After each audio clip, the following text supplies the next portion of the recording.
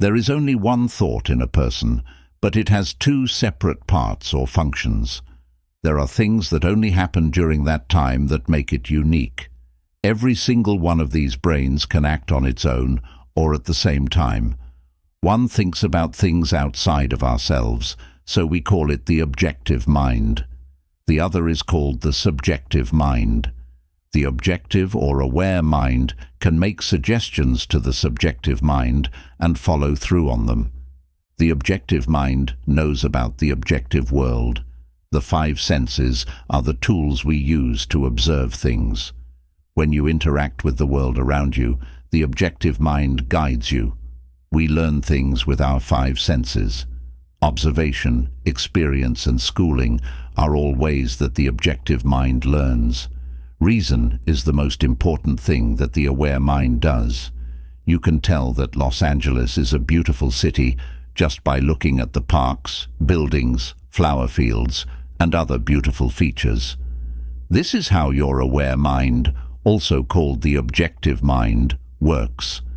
When something is objective, it means that it deals with real things. The subjective mind knows about its surroundings in ways that are not related to the five physical senses. The subjective mind, also called the subconscious mind, picks up on things intuitively. How you feel is stored in your subconscious mind. Without a doubt, it works best when the objective senses are turned off. The intelligence shows up when the aware mind is quiet or sleepy. The mind's subconscious can see without its eyes. In addition to seeing and hearing things, it can also see them. The subconscious mind can leave the body, go to faraway places, and come back with knowledge, which is usually very accurate and honest. You can read other people's ideas, down to the smallest details, through their subconscious minds.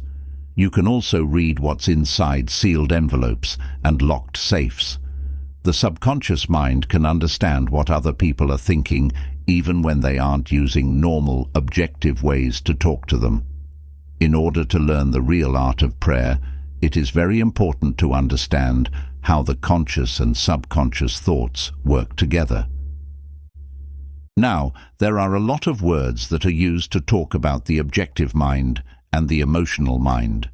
As we already told you, they are known by many names, such as the conscious mind, the subconscious mind, the waking mind, the sleeping mind, the conscious mind, the male mind, the female mind, the outer self, and the deep self. Remember that there is only one mind with two parts, or roles. The subjective mind is always open to being told something. It's in charge of suggestions. It's important to remember that the subconscious mind listens to everything. It doesn't fight with you, but it does what you ask of it. The things that have happened to you are all because of the thoughts that you believe in and push on your subconscious mind. You can be sure that your subconscious mind will accept what you believe. It's like soil. It will take any seed you put in it, good or bad. If you think something to be true, your subconscious mind will accept it and bring it into your life as a condition, experience, or event. Feelings are how ideas get to the subconscious mind. The aware mind is like the ship's navigator or the person who works on the bridge. He steers the ship and tells the men in the engine room, which has all the boilers, tools, gauges, and other things, what to do. The men in the engine room just do what they are told and don't know where they are going. They would go out on the rocks if the man on the bridge gave bad or incorrect directions based on what he saw with the compass, sextant, or other tools. Because he is the boss, the guys in the engine room have to follow him. They don't argue with the leader, they just do what he says. The captain is in charge of the ship, and everyone does what he says. Your conscious mind is like the captain or master of your ship. Your body and everything in it are like the ship. Your subconscious mind does what you tell it to do, based on what you believe and what you accept as true. As another simple example, if you keep telling people, "I don't like mushrooms," then when you're served mushrooms, you get indigestion because your subconscious mind tells you, "The boss doesn't like mushrooms." This is just an example, and it's probably funny to you, but it shows how the conscious mind and the subconscious mind work together.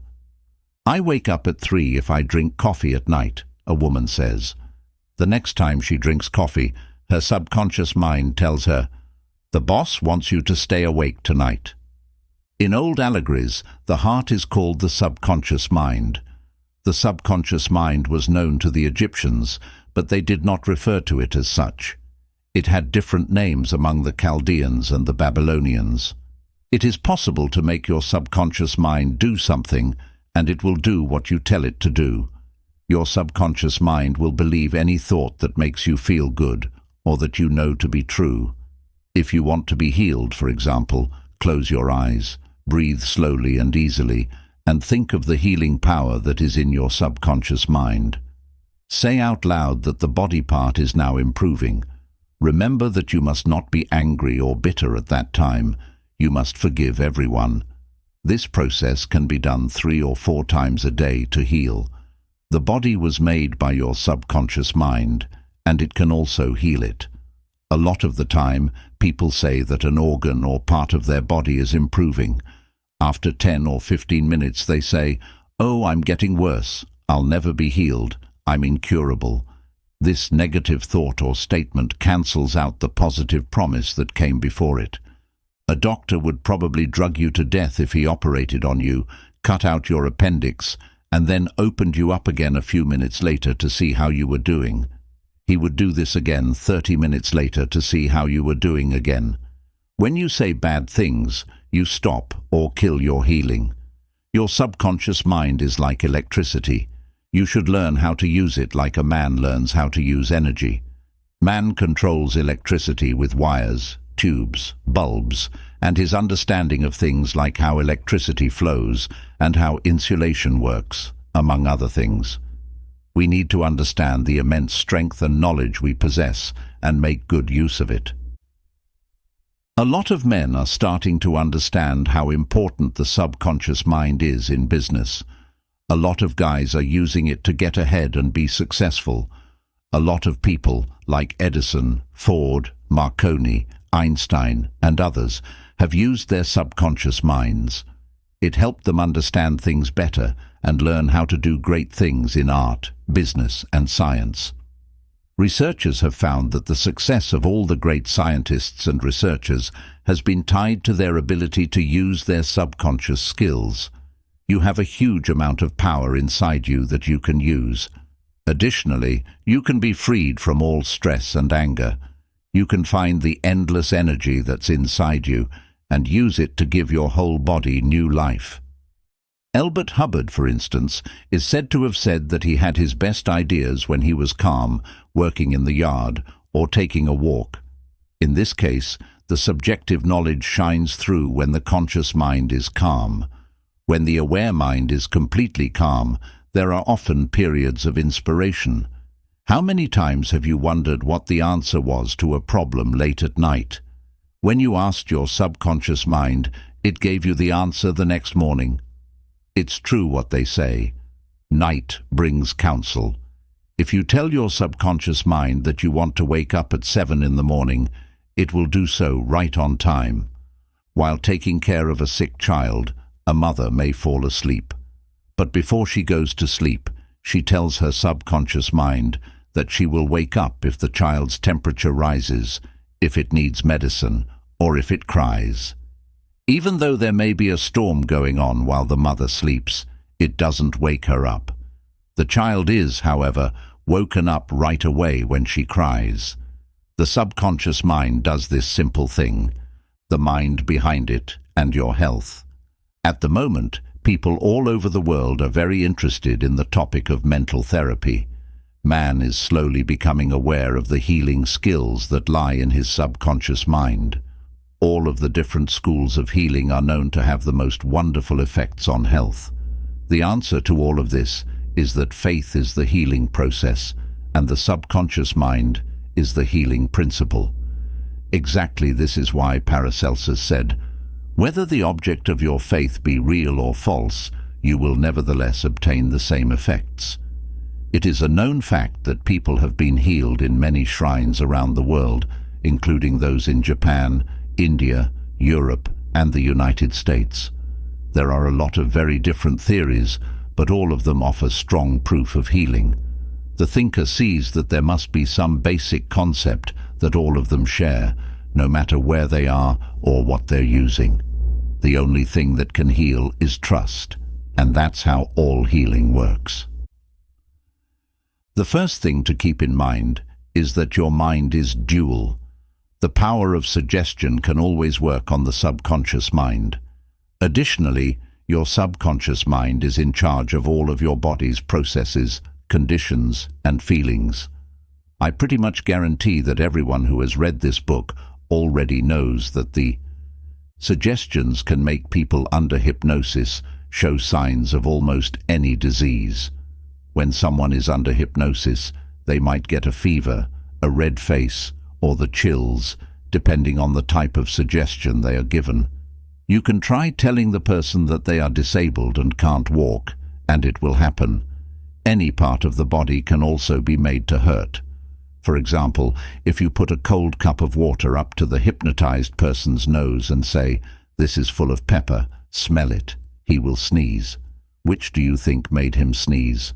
The water or the idea? When a guy says he is allergic to Timothy grass, you can put a fake flower or an empty glass up to his nose and tell him, "That's Timothy grass." He will then show the usual allergic reactions. The idea here is that the disease starts in the mind, and that the mind can also heal the illness. We are aware that amazing healings happen in all the different churches, as well as in osteopathy, chiropractics, medicine, and naturopathy. We still believe that the subconscious mind is the only healer and that it does all of these healings. Look at how quickly it fixes a cut on your face from shaving. It knows how to do that. It will heal on its own, the doctor says, as he bandages the cut. Being in nature means following natural law, which is the law of the subconscious mind, or staying alive, which is what the subconscious mind does. The first rule of nature is the instinct to stay alive. The most powerful autosuggestions come from your best instincts. You just learned that, against your natural feelings, you can use suggestion to make someone sick, either yourself or someone else. Naturally, it makes sense that ideas that work with our natural autosuggestion would have more power. It is easier to keep the body healthy and get it back to normal than to make it sick. A certain way of thinking, an inner certainty, and an expectation of the best are all parts of faith that help people get better. It is obviously best to have the trust of both the conscious mind and the subconscious mind at the same time in order for the body to heal. A person can relax their mind and body and fall asleep, but it's not necessary for them to do so in order to become passive and open. I've known people who denied matter and their bodies entirely and still got greatly healed.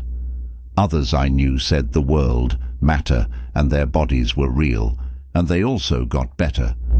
The point is that you can use any method, skill, or process that will change your mind or create a new mental environment.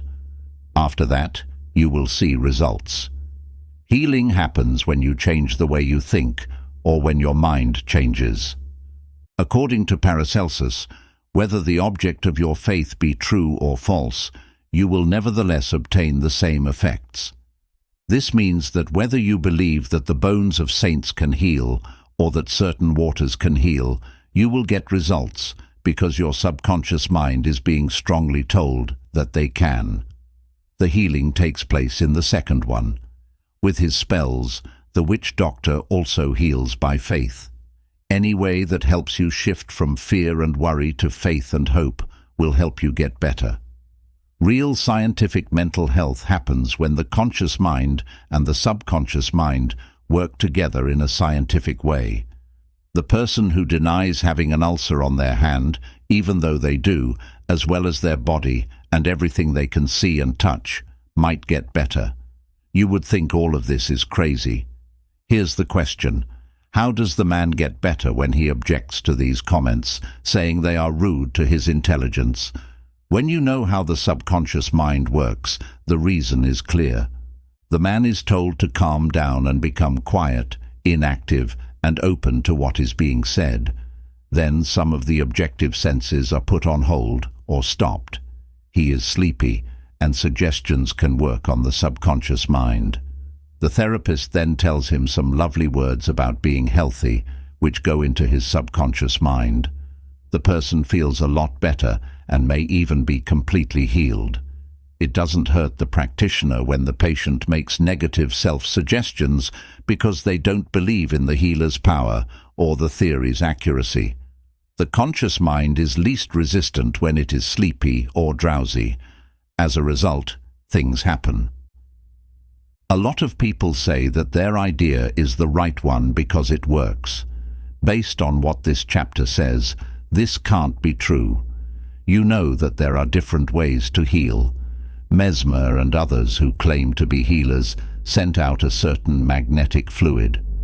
After a while, some other men showed up and said that everything was crazy and that the recovery was just thoughts.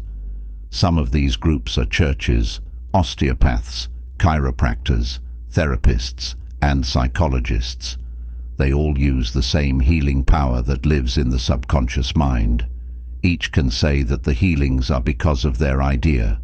A sure, positive mood, an inner certainty, or a way of thinking called faith, is what heals everything. A positive attitude can help you heal because it sends a strong message to your subconscious mind, which then releases its healing power. There is no difference in how one man heals compared to another. He may have his own ideas and ways of doing things, that much is true. With hope, there is only one way to get better. Your subconscious mind is the only power that can heal you. You can choose the idea and method that works best for you. If you have faith, you will see results. John McDowell wrote an article in the Los Angeles Examiner a while ago called Psychosomatic Tests Bear Prayer's Power, in which he talked about 10 tests being done on prayer therapy at Redlands University. In it, he says that Dr. William R. Parker, the 37-year-old director of the clinic, today announced for the first time that early results of prayer therapy in a group of 20 patients with arthritis, tuberculosis, ulcers, and speech problems have been positive. According to Dr. Parker, these patients have been making more progress than the clinic's regular patients since they decided to do prayer therapy in addition to the regular group therapy at the university clinic. For example, a person with a stomach ulcer who only prays and goes to group therapy said that all of his symptoms have gone away for the last 3 weeks. A professor at Redlands University has had serious stuttering his whole life, and years of different treatments have not been able to help. After 6 months of prayer therapy, he no longer has any signs of the problem. Another teacher who had to quit his job a year ago because of tuberculosis is now back at work and seems to be better.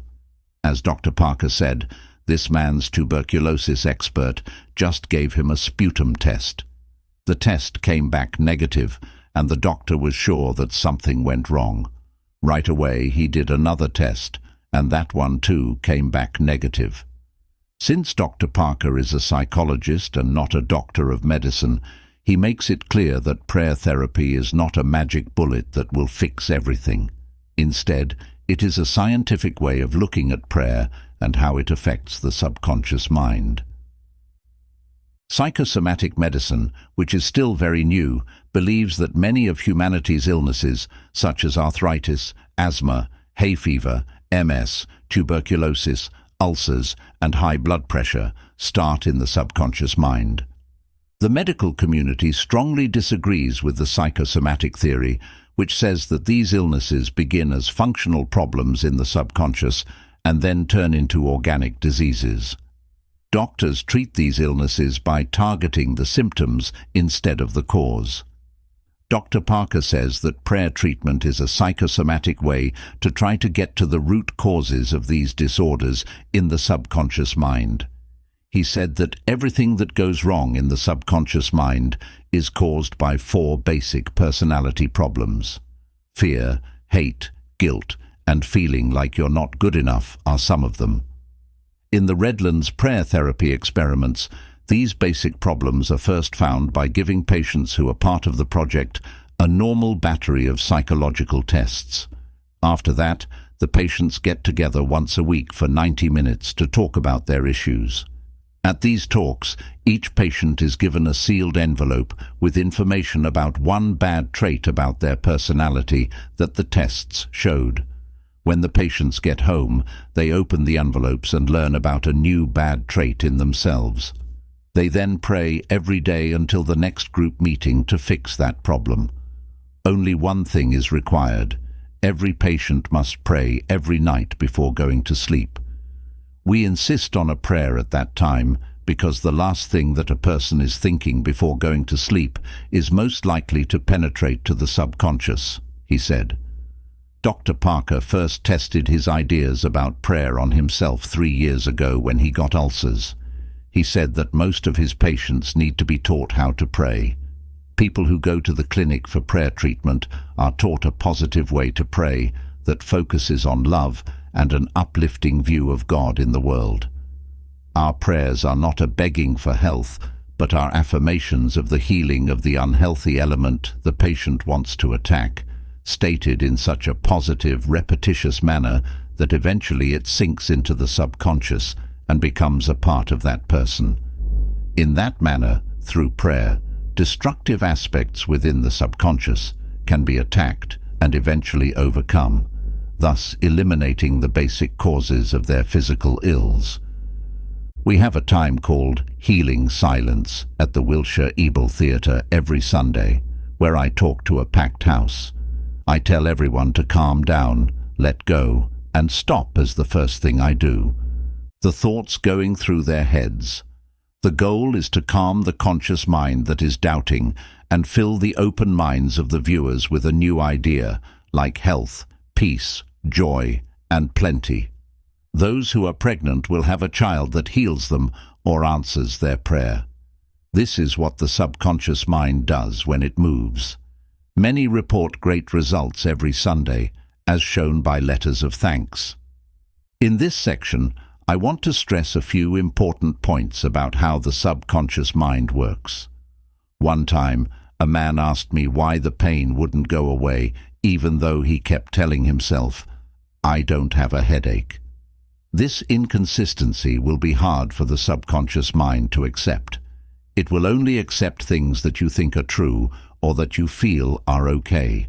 If you believe that your thought could come true, your subconscious mind will work with you to make it happen. You have to get the subconscious mind to work with you before you can impress it. You can get rid of a headache by telling your subconscious mind that you don't have one. I told him this method would work. Say, "It is passing away," over and over in a calm voice. He could then better sell the thought or conclusion to the subconscious mind, which is the smart part of himself. He did what he set out to do and added something extra. It will never come back. It's been years since he had a migraine attack, which he used to get a lot. It was something he thought or expected would happen to him every Tuesday and Saturday morning. His subconscious mind was told by this feeling to do something. The second person obliged him by making sure he would have a headache at the time they agreed on. This message only said, "It's Tuesday morning. The boss wants a headache." The positive idea got rid of the negative one. Here's another example. A very smart woman told me years ago that she had eczema on her body and that an ointment would make it go away, but as soon as she stopped using it, it would come back. She wasn't mad at anyone. She was very religious, and her emotions seemed to be in check. When I talked to her, I found out that she was always afraid that it would come back. To be honest, this was a very strong message to her subconscious mind. It did what it was told because it is controlled by suggestion and thought. 2 or 3 times a day she would tell herself, "I am whole, pure, and perfect. My skin is perfect. I am healed." but nothing changed. It's easy to see what happened with her. Every time she said, "My skin is perfect," her mind began to fight with herself. She felt something inside that said, "No, your skin is not perfect." The next method worked really well for her. After a while, she started to say 3 or 4 times a day for 5 to 10 minutes. It is now changing for the better. This didn't bother her conscious or subconscious mind. As a result, it slowly went away and hasn't come back since. I'm sure she stopped bringing it up. What I'm most afraid of has happened to me. Do not doubt that your subconscious mind can heal you. The thing that made you knows everything about how your body works. It knows a lot more than your conscious mind about how to heal you and get you back in balance. Some people call the subconscious mind the deep self. It knows more about your body than all the smartest men in the world put together. Do not try to force or control the mind. We are not saying that some people who say, "I am whole, pure and perfect," don't get things done. Of course they do, because they are able to convince themselves of it. Because everyone has their own faith, blind believe, and faith will lead to results. A friend of mine who is a doctor told me that one of his lungs was sick. Tuberculosis was found on X-rays and through tests. He would say to himself in a quiet voice every night before going to sleep, "Every cell, nerve, tissue, and muscle of my lungs are now being made whole, pure, and perfect. My whole body is now being restored to health and harmony." These are not his exact words, but they show what he meant. A full recovery followed after about a month. Later, X-rays showed a full recovery. I was interested in his method, so I asked him why he kept saying the words before going to sleep. That's what he said. The kinetic action of the subconscious mind continues during your sleep time period. Therefore, give the subconscious mind something good to work on as you drift off to sleep. Really smart answer. When he talked about health and peace, he never named his problem. It is very important that you stop talking about or naming your illnesses. The only thing that gives them life is your fear and attention. To be like the doctor above, you need to become a good mental surgeon. Then your problems will go away like a tree's dead branches. The law of your own mind says that the things you imagine about your pain and symptoms will start to happen. A method that is very scary but can be used to impress the subconscious mind is to get the subconscious mind to take over your request as given by the conscious mind. This passing over works best when you're in a state like a dream. Know that deep inside you is knowledge and power that you can never use up. Sit back and think about what you want. Picture it coming true more fully from now on, like the little girl who had a nasty cough and sore throat. For about an hour, it died after she said over and over, "It is passing away now. It is passing away now."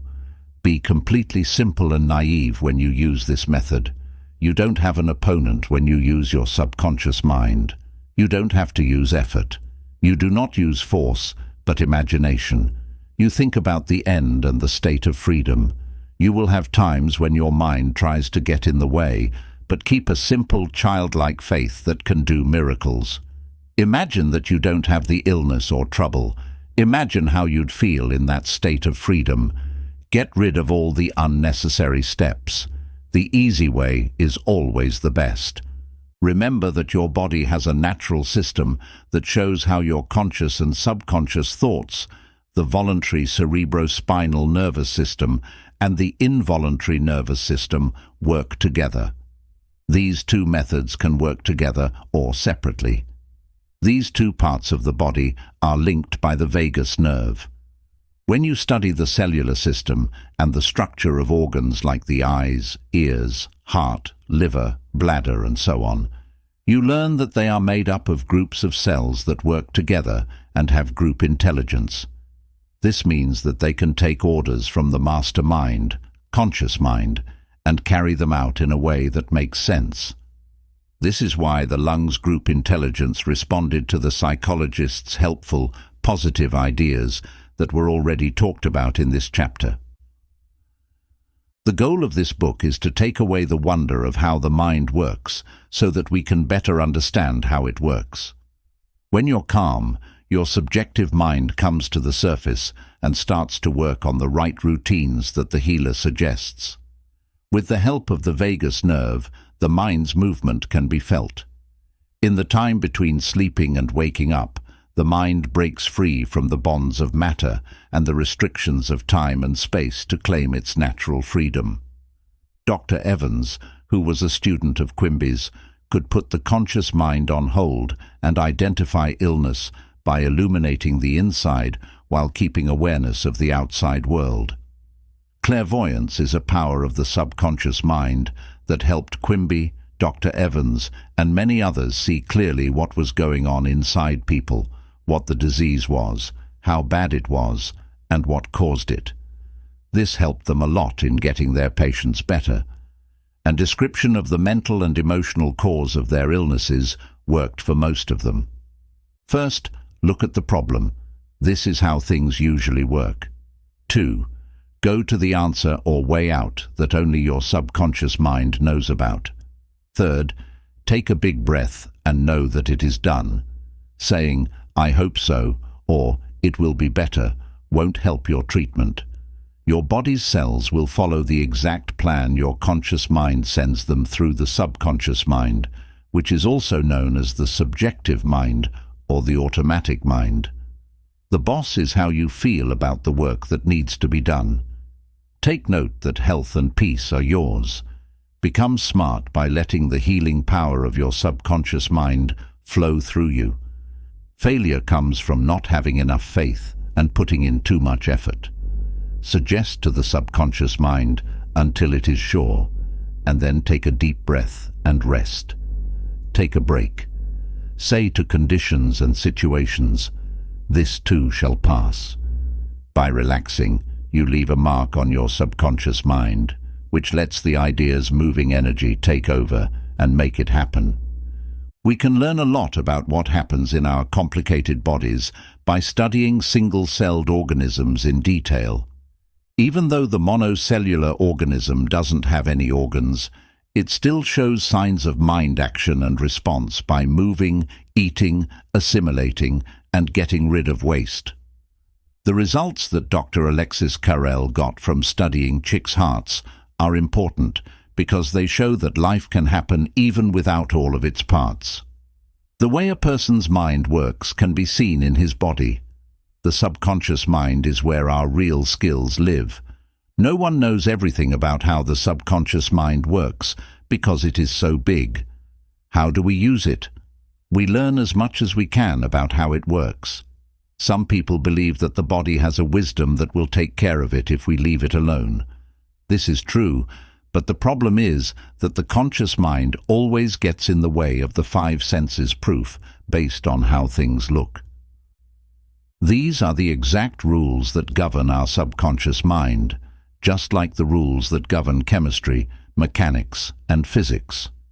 What you believe is what you think, and what you think is what you believe. Your subconscious mind creates all of your experiences, events, conditions, and actions based on the ideas you have. Remember that what makes something happen is not what you believe in, but what you believe in yourself. Don't hold on to false ideas, beliefs, and myths. You are smart, and you know how to use your mind well. Your subconscious mind can only keep believing what you believe. Let's go over the most important points from this chapter again. First, the subconscious mind is open to suggestions and is subject to them. Second, it makes sure that all of the body's automatic processes work right. Third, your subconscious mind can leave your body, go to faraway places, and come back with information that may be very accurate and true. Fourth, it can understand what other people are thinking, even when they aren't using normal, objective ways to talk. Fifth, it guides and controls all of your body's important functions that keep you alive. Sixth, it works all the time and never sleeps. Seventh, It can do the most important things when the external senses aren't working. The 8th reason is that it is where memories live and are stored. 9th, it's where your feelings are stored. This is the 10th one, the creative mind. 11th, it works best when you are not thinking about anything or are very sleepy. 12th, intuition is how the emotional mind sees things. As long as you know how to impress it right, it can bring anything you want into your life. 13th, you can tell your subconscious mind about any thought or opinion. The subconscious mind will act in a certain way if you can convince it. 14. Keep in mind that it doesn't fight or talk back to you. It believes what you tell it to believe or what you consciously believe. In the end, it's like soil. It will take any seed, good or bad. Any thought you have will grow. Whatever you ask for in prayer, if you believe, you will get. Matthew 21:22.